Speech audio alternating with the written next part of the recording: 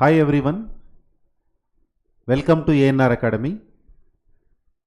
Today I am going to share a brilliant strategy to score 75 out of 75 in Intermediate Mathematics 1B subject. Let us see how to get 75 out of 75 in mathematics examination. జనరల్గా మ్యాథమెటిక్స్లో ఈజీగా 75 out of 75 score చేయొచ్చు. మనం just deduction part మాత్రమే ఉంటుంది, theory part ఉండదు కాబట్టి ఈజీగా score చేయొచ్చు. ప్లస్ ఇంటర్మీడియట్లో మీకు వచ్చే మార్క్స్ ఏవైతే ఉంటాయో నెక్స్ట్ డిఫరెంట్ ఇన్స్టిట్యూషన్స్లో మీరు బీటెక్ అడ్మిషన్ కావాలి అనుకుంటే ఇంటర్మీడియట్ స్కోర్ను బేస్ చేసుకొని కూడా అడ్మిషన్స్ ఇచ్చే యూనివర్సిటీస్ చాలా ఉన్నాయి. సో జేఈ ఆస్పిరెంట్స్ అయినా సరే, ఏ ఇంజనీరింగ్ ఆస్పిరెంట్ అయినా సరే ఇంటర్మీడియట్ రిజల్ట్ కూడా చాలా ఇంపార్టెంట్ అని గుర్తుపెట్టుకోవాలి. ఆల్రెడీ లాస్ట్ వీడియోలో నేను క్లియర్గా చెప్పాను, మ్యాథమెటిక్స్ 1B ప్రిపేర్ అయ్యేటప్పుడు సేమ్ మనం గుర్తుపెట్టుకోవాల్సింది ఏంటి అంటే, ఇలా అయితే ప్రీవియస్ వీడియోలో నేను డిస్కస్ చేసినట్టు ఇంటర్మీడియట్ మార్క్స్ ఎంత కీలకం అన్నది ప్రతి సబ్జెక్ట్ పైన డిపెండ్ అయి ఉంటుంది. ఏదో ఒక సబ్జెక్ట్లో వస్తే కాదు కదా, అన్ని సబ్జెక్టులో కూడా టాప్ 1% ఉంటేనే ఫైనల్గా ఓవరాల్గా మనం టాప్ 1% ఉంటాం. టాప్ 1% వచ్చిన స్టూడెంట్స్కి బోర్డ్ ఆఫ్ ఇంటర్మీడియట్ వాళ్ళు ఎవ్రీ ఇయర్ 80,000 రూపీస్ స్కాలర్షిప్ ఇస్తున్నారు ఫర్దర్ ఎడ్యుకేషన్కి, పర్టికులర్గా నాన్ ప్రొఫెషనల్ కోర్స్. అంటే రీసెర్చ్ ఫీల్డ్లో కానీ, తర్వాత ఇంటిగ్రేటెడ్ పీజీ ఇలాంటి కోర్సులో జాయిన్ అయ్యే స్టూడెంట్స్ ఎవరైతే ఉంటారో వాళ్లకు ఈ స్కాలర్షిప్ 5 years ఇస్తుంది. అంటే ఇండైరెక్ట్గా మంచిగా చదవడం వలన కూడా 5 years 80,000 అంటే మనం ఒక 4 lakhs సంపాదించినట్లే. సో తల్లిదండ్రులకు బర్డెన్ లేకుండా మీరు ఒకవేళ ఓన్లీ ఇంటర్మీడియట్ ఫోకస్ చేయాలనుకుంటే కూడా టాప్ 1% ఉండడానికి ట్రై చేస్తే మీ ఎడ్యుకేషన్కి అయ్యే ఖర్చులన్నీ గవర్నమెంటే భరించే అవకాశం ఉంటుంది. 80,000 స్కాలర్షిప్ అంటే ఎనఫ్ అమౌంట్, అసలు చాలా ఈజీగా మీ ఎడ్యుకేషన్ అంతా కంప్లీట్ చేసుకోవచ్చు. Let us see how to score 75 out of 75 in mathematics 1B. Question wise analysis is there. Question number, chapter name and remarks. Yes. Question number 1 in the public examination you will get from straight lines topic, and question number 2 also from the same topic, straight lines. ఇక్కడ Telugu academy text బుక్లో మీరు first 2 exercises A and B పర్ఫెక్ట్గా prepare అయ్యారనుకోండి, you can easily attempt first question. Public ఎగ్జామినేషన్లో మనం question number 1 attempt చేయాలి అంటే Telugu academy text బుక్లో ఫస్ట్ 2 exercises బాగా ప్రిపేర్ అయి ఉండాలి. నెక్స్ట్ సెకండ్ క్వశ్చన్ అటెంప్ట్ చేయాలి అంటే ఎక్సర్సైజ్ C and D ఈ రెండు కంప్లీట్గా ప్రిపేర్ అయితే ఈజీగా మనం first question second question attempt చేస్తాం. Next third one from 3-dimensional geometry. 3D geometry topic ఏదైతే ఉందో చాలా తక్కువ కంటెంట్, ఈజీగా మనం 2 marks స్కోర్ చేయడానికి ఛాన్స్ ఉంటుంది. తర్వాత fourth question from the topic the plain. 3D తర్వాత ప్లెయిన్ ఈ రెండు కూడా తక్కువ కంటెంట్తో ఈజీగా స్కోర్ చేసే టాపిక్స్. ప్లెయిన్ టాపిక్ పైన కూడా అట్మోస్ట్ ఒక 12 questions ఉండడానికి ఛాన్స్ ఉంది టెక్స్ట్ బుక్లో. మీరు ఎక్సైజ్ ఫస్ట్ బిట్లో ఉన్న క్వశ్చన్స్ మంచిగా ప్రిపేర్ కండి, అందులోంచి ఒక క్వశ్చన్ 100% వస్తుంది. తర్వాత question number 5 from limits topic. సరే 4 దాకా జామెట్రీ పార్ట్ చూడండి, straight lines 3D and plain. ఇక్కడ దాకా జామెట్రీ పార్ట్ అంటే 2 marksలో 10 questions 4 questions జామెట్రీ నుంచి వస్తాయి, రిమైనింగ్ 6 questions కూడా క్యాలిక్యులస్ నుంచి వస్తాయి. అంటే క్యాలిక్యులస్కి 2 marksలో వెయిటేజ్ ఎక్కువ ఉంది, గుర్తుపెట్టుకోవాలి. రైట్, క్వశ్చన్ నెంబర్ 5కి వెళ్దాం. క్వశ్చన్ నెంబర్ 5 లిమిట్స్ టాపిక్ కదా. లిమిట్స్ టాపిక్లో స్టాండర్డ్ లిమిట్స్ ఉన్నాయి, ఒక 6 స్టాండర్డ్ రిజల్ట్స్. ఆ రిజల్ట్స్ను బేస్ చేసుకొని ఫస్ట్ 2 ఎక్సర్సైజ్లో మీకు క్వశ్చన్స్ ఉంటాయి కదా, అందులోంచి ఒక క్వశ్చన్ మనకు 5th క్వశ్చన్గా ఇస్తాడు. అంటే లిమిట్స్లో స్టాండర్డ్ లిమిట్స్లోంచి exercise A, exercise B Telugu academy మీరు పర్ఫెక్ట్గా ప్రిపేర్ అయితే చాలు, you can easily score 2 marks. Next 6th question again from limits topic. ఏబీలోంచి ఒక క్వశ్చన్ అనుకున్నాం కదా. నెక్స్ట్ ఎక్సైజ్ సి, ఎక్సైజ్ సిలోంచి మీకు క్వశ్చన్ ఇచ్చే అవకాశాలు ఉంటాయి. అంటే limit x tends to infinity model ఉన్నాయి కదా, ఆ ఇన్ఫినిటీ మోడల్లోంచి ఇంకొక క్వశ్చన్ ఇవ్వచ్చు. రేషనలైజేషన్, అట్లాగే ఎక్స్టెన్స్ టు ఇన్ఫినిటీ మోడల్స్, లేదంటే శాండ్విచ్ థీరం. ఈ 3 అప్లికేషన్స్లోంచి ఒక క్వశ్చన్ ఫ్రేమ్ చేస్తాడు పబ్లిక్ ఎగ్జామినేషన్లో. Next 7th and 8th both from differentiation. అయితే 7th క్వశ్చన్ డిఫరెన్షియేషన్లో ఫస్ట్ ఎక్సర్సైజ్లోంచి ఫ్రేమ్ చేయడానికి అవకాశం ఎక్కువ. తర్వాత 2nd క్వశ్చన్ వచ్చేసి ఎక్సర్సైజ్ బిలోంచి ఇస్తాడు. ఫస్ట్ ఎక్సర్సైజ్లోనేమో ఫండమెంటల్ డెరివేటివ్స్ అనమాట, అంటే ఫండమెంటల్ ఫంక్షన్స్ ఇచ్చేసి వాటిని డిఫరెన్షియేషన్ చేయమంటాడు. యువి రూల్ కానీ, యు/వి రూల్ కానీ, డైరెక్ట్ ఫంక్షన్స్ ఇచ్చేసి డిఫరెన్షియేట్ చేయమంటాడు. But 2nd question that is based on differentiation of composite function, అంటే ఒక ఫంక్షన్కి ఇంటర్నల్గా ఇంకో ఫంక్షన్ ఇస్తూ డిఫరెన్షియేషన్ చేయమంటాడు. అలాంటి క్వశ్చన్స్ మనకు ఎక్సైజ్ బిలో ఉంటాయి. సో ఫస్ట్ 2 ఎక్సర్సైజెస్ ఏవైతే ఉన్నాయో అందులో ఫస్ట్ బిట్లో ఉన్న క్వశ్చన్స్ 2 మార్క్స్ క్వశ్చన్స్ ఏవైతే ఉంటాయో వాటిని మనం ప్రిపేర్ అయితే enough, we can easily score 2 marks. Next 9th question and 10th question both from applications of differentiation. Applications of డిఫరెన్షియేషన్లో ఈ 9th క్వశ్చన్ వచ్చేసి ఫస్ట్ ఎక్సర్సైజ్ ఉంది కదా, పర్టికులర్గా delta y dy model questions, తర్వాత అప్రాక్సిమేట్ వాల్యూ, అప్రాక్సిమేషన్ పైన, ఇంకా error, relative error, percentage error, ఈ కాన్సెప్ట్స్ పైనే మీకు 9th క్వశ్చన్ ఫ్రేమ్ అవుతుంది. అప్లికేషన్స్ ఆఫ్ డిఫరెన్షియేషన్లో చాలా ఎక్సైజెస్ ఉన్నాయి, exercise A, B, C, D, ఈ, ఎఫ్, జి, హెచ్ దాకా. అయితే అందులో మనం ఫస్ట్ ఎక్సైజ్ ప్రిపేర్ అయితే enough, delta y dy model, approximation model, error, relative error, percentage error model questions మాత్రమే వస్తున్నాయి. సో లిమిటెడ్ కంటెంట్ ప్రిపేర్ అయ్యి ఈజీగా స్కోర్ చేయొచ్చు.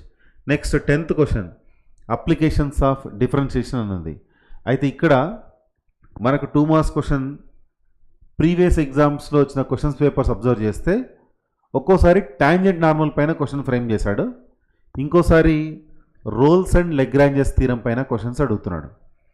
అయితే 10th క్వశ్చన్ మాత్రం డెఫినేషన్ ఇవ్వడానికి కూడా స్కోప్ ఉంది. అంటే ట్విస్ట్ క్వశ్చన్స్ ఇచ్చినప్పుడు మనకు అప్లికేషన్స్ ఆఫ్ డిఫరెన్షియేషన్లో define Rolle's theorem, define Lagrange's theorem అని థియరిటికల్గా క్వశ్చన్స్ ఫ్రేమ్ చేయడానికి స్కోప్ ఉంటుంది. సో మీరు అప్లికేషన్స్ ఆఫ్ డిఫరెన్షియేషన్ ప్రిపేర్ అయ్యేటప్పుడు లాస్ట్ క్వశ్చన్ టాంజెంట్ నార్మల్స్తో పాటు రోల్స్ అండ్ లెగ్రాంజెస్ ప్రిపేర్ అయి ఉండాలి. So exercise B as well as Rolle's and Lagrange's last నుంచి 2nd ఎక్సర్సైజ్ ఉంటుంది మీకు. సో ఆ 2 ప్రిపేర్ అయితే మీరు 10th క్వశ్చన్ అటెంప్ట్ చేయొచ్చు.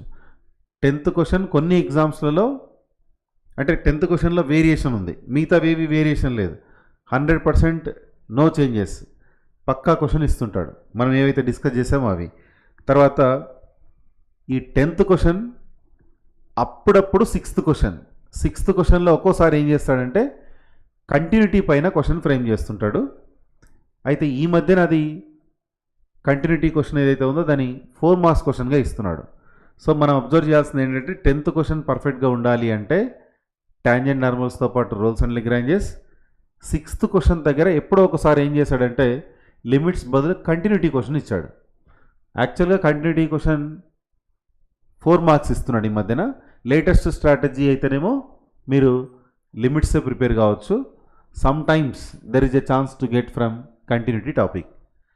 Next question number 11 from locus topic. Locus టాపిక్లో ఒక 6 డిఫరెంట్ టైప్స్ ఉన్నాయి క్వశ్చన్స్ మీకు.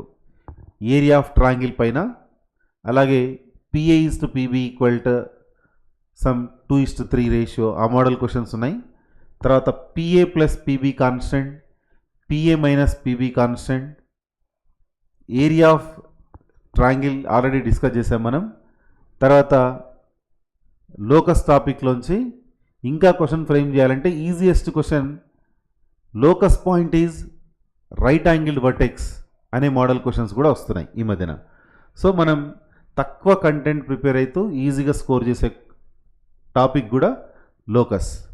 తర్వాత next 12th question from transformation of axes. Transformation of axes ఎక్సర్సైజ్లో సెకండ్ బిట్లో 6 క్వశ్చన్స్ ఉంటాయి తెలుగు అకాడమీ టెక్స్ట్ బుక్లో. ఆ 6 క్వశ్చన్స్లోంచి 100% ఒక క్వశ్చన్ ఫ్రేమ్ చేస్తాడు. తర్వాత 13th question from straight lines topic. అయితే ఇక్కడ స్ట్రైట్ లైన్స్ టాపిక్లో ఈ రీసెంట్ అనాలిసిస్ ఏంటి అంటే కాంకరెంట్ లైన్స్ కాన్సెప్ట్ పైన క్వశ్చన్స్ వస్తున్నాయి. ఎక్కువగా concurrency, family of lines concept పైన ఉన్న క్వశ్చన్సే 4 మార్క్స్ క్వశ్చన్స్గా ఫ్రేమ్ చేస్తున్నాడు. అయితే ఇందులో కంటెంట్ చాలా ఎక్కువ ఉంటుంది. మీకు స్ట్రైట్ లైన్స్ టాపిక్లోంచి 4 మార్క్స్ క్వశ్చన్స్ అడిగితే image theorem, foot of the perpendicular theorem, వాటి అప్లికేషన్ క్వశ్చన్స్ కానీ అడగడానికి కూడా స్కోప్ ఉంటుంది. సో కంటెంట్ ఎక్కువ ఉంటుంది, స్కోరింగ్ ఈజీనే స్ట్రైట్ లైన్స్ టాపిక్, బట్ ఎక్కువ కంటెంట్ ప్రిపేర్ కావాల్సి ఉంటుంది.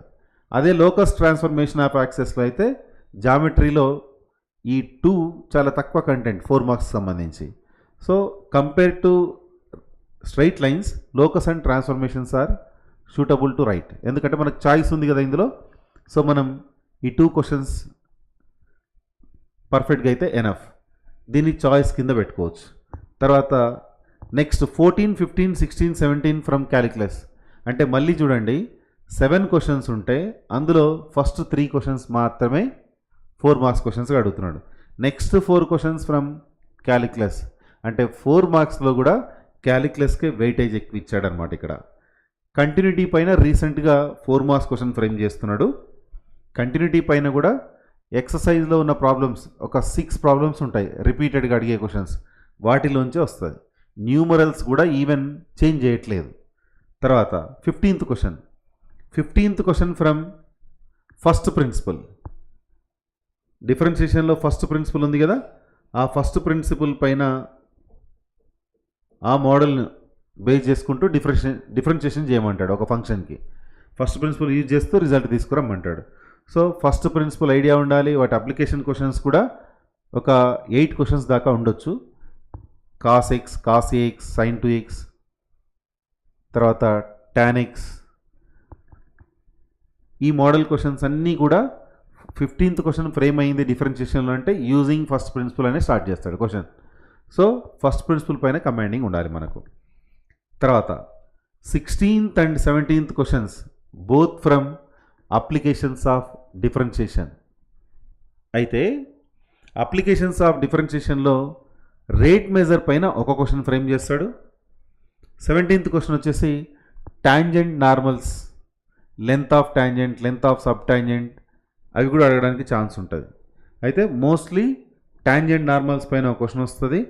Or otherwise you will get the question from rate measure. Remember, rate measure పైన కూడా మీరు లిమిటెడ్ ప్రాబ్లమ్స్ ప్రిపేర్ అయితే చాలు. వెలాసిటీ, యాక్సలరేషన్ మోడల్ క్వశ్చన్స్ ఉన్నాయి కదా, అందులోంచి క్వశ్చన్ ఫ్రేమ్ అవుతుంది. Velocity that is rate of displacement. తర్వాత acceleration A, rate of change of velocity.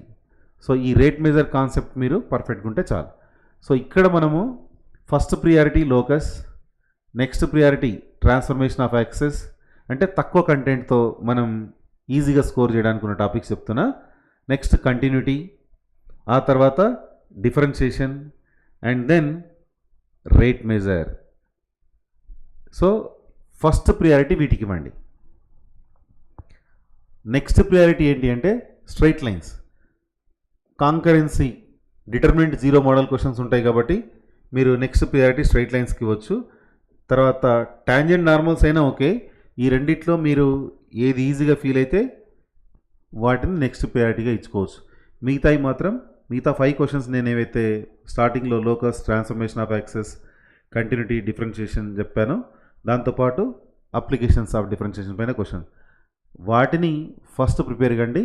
ఆ తర్వాత స్ట్రైట్ లైన్ ఇవి మీరైతే ఏవైతే ఎక్స్ట్రా చేయాలని అనుకుంటున్నారో ఆ క్వశ్చన్స్ మాత్రం మీరు ఏవైతే ఎక్స్ట్రా చేయాలనుకుంటున్నారో అవి మాత్రం పీవైక్యూస్ బాగా ప్రాక్టీస్ చేస్తే చాలు. మిగతావన్నీ లోకస్లో ఎన్ని క్వశ్చన్స్ ఉంటే అన్ని క్వశ్చన్స్ ప్రాక్టీస్ చేయండి. తక్కువ కంటెంటే కాబట్టి ట్రాన్స్ఫర్మేషన్ ఆఫ్ యాక్సెస్ ఒక 6 క్వశ్చన్స్ ఉంటాయి, 6 మోడల్స్, అవి కంప్లీట్ చేయండి. ఫస్ట్ ప్రిన్సిపల్ పైన ఒక 6 క్వశ్చన్స్ ఉంటాయి.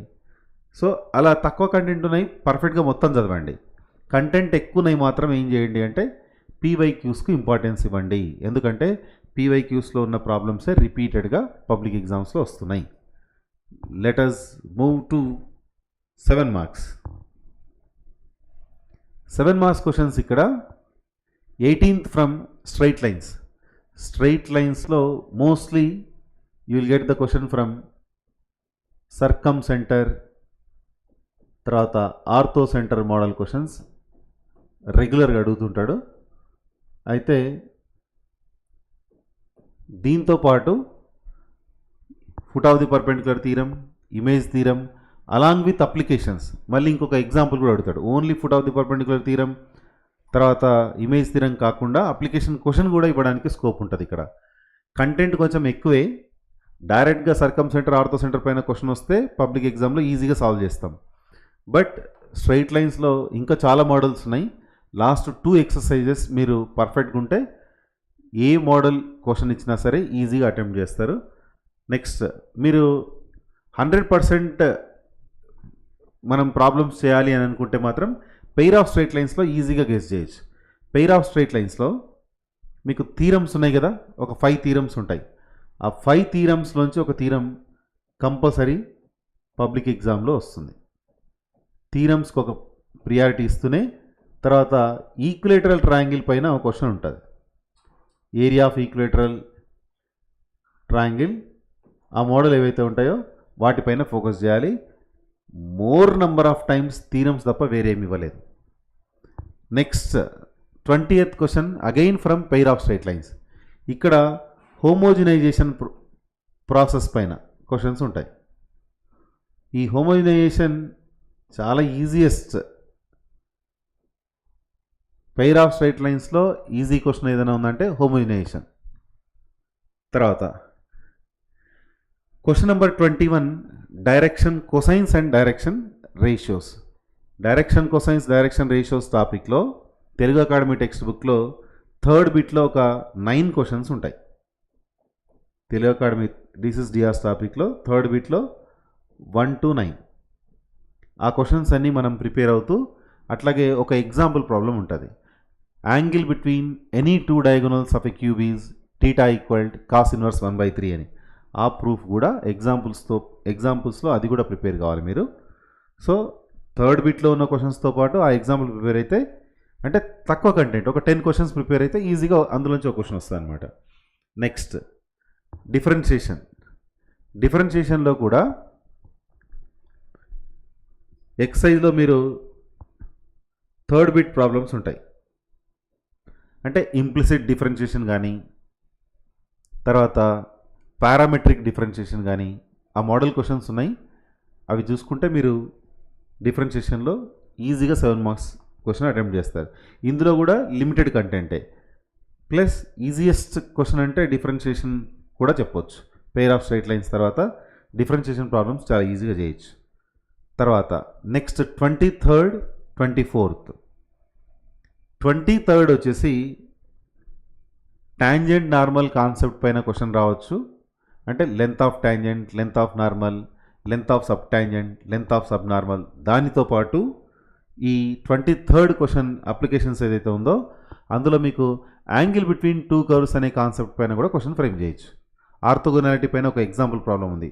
y² ఈక్వల్ పారాబోలిక్ ఈక్వేషన్స్ ఉన్నాయి, x² ఈక్వల్ y² ఈక్వల్ అని. So angle between curves concept as well as tangent and normals.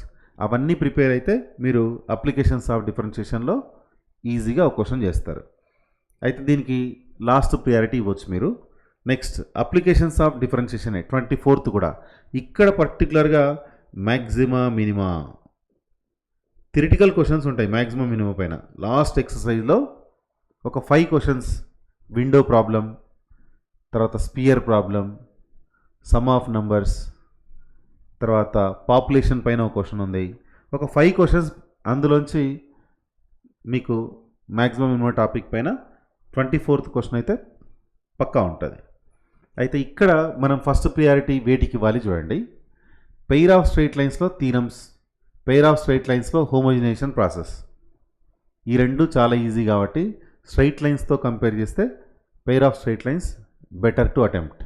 తర్వాత డీసీస్ డిఆర్స్లో ఒక 9-10 క్వశ్చన్స్ ఉంటాయి కాబట్టి నెక్స్ట్ ప్రియారిటీ దీనికి ఇవ్వండి. తర్వాత డిఫరెన్షియేషన్ కూడా ఈజీనే, ఒక 8 to 10 క్వశ్చన్సే అది కూడా. తర్వాత applications of differentiation maximum minima concept పైన ఒక 5 to 6 క్వశ్చన్స్ ఉంటాయి. సో ఫస్ట్ ప్రియారిటీ వీటికి ఇవ్వండి. ఆ తర్వాత మీరు straight lines, applications of differentiation.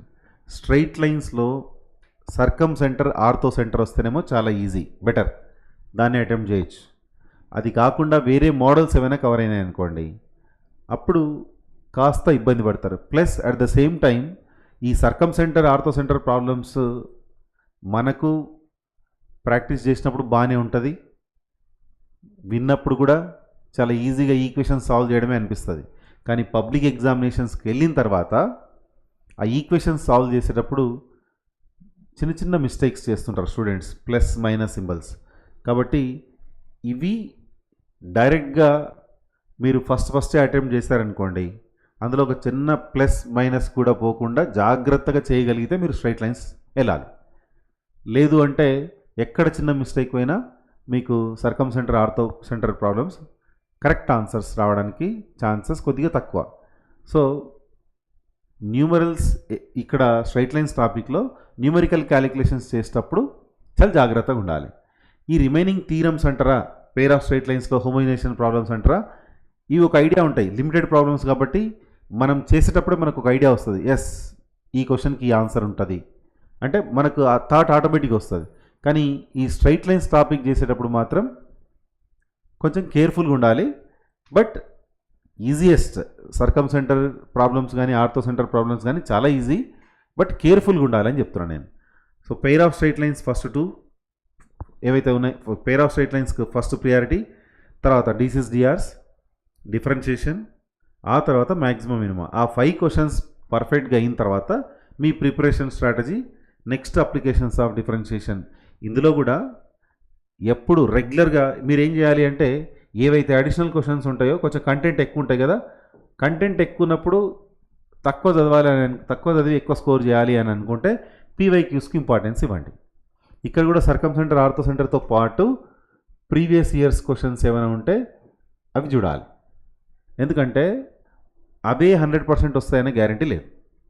కాబట్టి పీవైక్యూస్ చూస్తే మీకు ఒక ఐడియా ఫామ్ అవుతుంది. ఈ పెయిర్ ఆఫ్ స్ట్రైట్ లైన్స్లో థీరమ్స్ అంటే అందులోంచే వస్తుంది కంపల్సరీ, హోమోజినేషన్ అది తప్ప వేరేం రాదు. సో అలాంటి వాటిని మనం ఫస్ట్ ప్రియారిటీ ఇవ్వడం బెటర్. మీకు 2 మార్క్స్ క్వశ్చన్స్లో ఎక్కడ ఛాయిస్ ఉండదు కాబట్టి ప్రతి క్వశ్చన్ కూడా అటెంప్ట్ చేయాలి. మనం ఇంతకుముందే డిస్కస్ చేసినాం, జామెట్రీలో జస్ట్ 4 క్వశ్చన్సే వస్తున్నాయి. నెక్స్ట్ ఇక్కడ డిఫరెన్షియేషన్లో 2 క్వశ్చన్స్ వస్తున్నాయి. 2 మార్క్స్ క్వశ్చన్స్ డిఫరెన్షియేషన్లో ఎక్సర్సైజ్లో చాలా ఉంటాయి. అయితే డిఫరెన్షియేషన్ ప్రాసెస్ ఐడియా ఉన్న పిల్లలు ఎటువంటి ఫంక్షన్ ఇచ్చినా సరే డిఫరెన్షియేషన్ చేయగలుగుతారు. సో క్యాలిక్యులస్కి ఇంపార్టెన్స్ ఉంది అన్నది గుర్తుపెట్టుకోండి. క్యాలిక్యులస్ కొంచెం ఎక్కువ ప్రిపేర్ కావాలి. తర్వాత ఈ 10 క్వశ్చన్స్లో కూడా ఎక్కడ కూడా చాయిస్ లేదు. నెక్స్ట్ 4 మార్క్స్కి వచ్చేసి 7 క్వశ్చన్స్ ఉన్నాయి కదా, 11 to 17. ఈ 11 to 17లో మీకు 2 క్వశ్చన్స్ చాయిస్, 5 క్వశ్చన్స్ అటెంప్ట్ చేయాలి. సో నేను చెప్పినట్లు మీరు చూజ్ చేసుకోవచ్చు, లేకపోతే మీకు ఏ టాపిక్ అయితే ఇష్టం ఉంటుందో ఆ టాపిక్ ప్రిపేర్ అయ్యి మీరు పర్ఫెక్ట్గా ఎగ్జామ్ రావచ్చు. సో మోస్ట్లీ ఎక్కువ మంది పిల్లలు ఎట్లా ఫాలో అయితే బెటర్ అనేది మాత్రం నేను చెప్తున్నా. ఈజీగా అన్ని ప్రాబ్లమ్స్ చేయగలిగే పిల్లలకు ఇది ఫస్ట్ చేయాలి, ఇది సెకండ్ చేయాలని ఏం రూల్ లేదు. కాకపోతే ఎవరైతే కొంచెం తక్కువ కంటెంట్ చదివైనా సరే ఎక్కువ స్కోర్ చేయాలి అనుకునే వాళ్ళకి మాత్రమే నేను చెప్పినట్టు ఆ స్ట్రాటజీ ఫాలో అయితే చాలు. రైట్, 18 to 24 కూడా అబ్జర్వ్ చేయండి మీరు. ఇక్కడ మాత్రం లాంగ్ ఆన్సర్ క్వశ్చన్స్లో మాత్రం క్యాలిక్యులస్కి ఇంపార్టెన్స్ తగ్గింది. 3 క్వశ్చన్సే ఉన్నాయి. జామెట్రీ చూడండి, straight lines, pair of straight lines, pair of straight lines, DCs and DRs. So long answer questions geometry priority ఎక్కువ ఇవ్వాలి. 2 మార్క్స్ 4 మార్క్స్ దగ్గర క్యాలిక్యులస్కి ఇంపార్టెన్స్ ఇవ్వాలి. ఈ స్ట్రాటజీతో ముందుకెళ్తే చాలు, enough. You can easily score 75 out of 75. Next చూడండి, how to answer the questions. How to answers the questions 40, 50, 60 minutes strategy అని ఇచ్చా ఇక్కడ. 2 మార్క్స్ 4 మార్క్స్ 7 మార్క్స్. ఏ స్ట్రాటజీ అంటే మనం 40 minutesలో 2 మార్క్స్ కంప్లీట్ చేయగలగాలి, 50 minutesలో 4 మార్క్స్ క్వశ్చన్స్ కంప్లీట్ చేయాలి, 60 minutes 1 అవర్లో లాంగ్ ఆన్సర్ క్వశ్చన్స్ కంప్లీట్ చేయాలి. వెరీ షార్ట్ ఆన్సర్ మీకు 10 క్వశ్చన్స్ ఉంటాయి. ఈచ్ క్వశ్చన్కి ఒక 4 minutes టైం పెట్టుకుంటే కూడా 2 మార్క్స్ క్వశ్చనే కాబట్టి 4 minutesలో ఈజీ కంప్లీట్ అయిపోతుంది.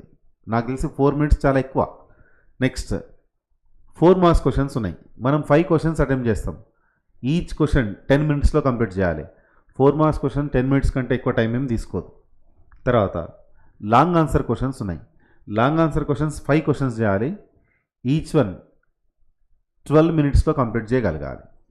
సో మీకు ఇక్కడ 60, 50, 40 150 minutes కంప్లీట్ అయిపోయింది. యాక్చువల్గా ఎగ్జామ్ 3 hours అంటే 3 into 60 180 minutes. అందులో 150 minutesలో మనం కంప్లీట్ చేయాలి.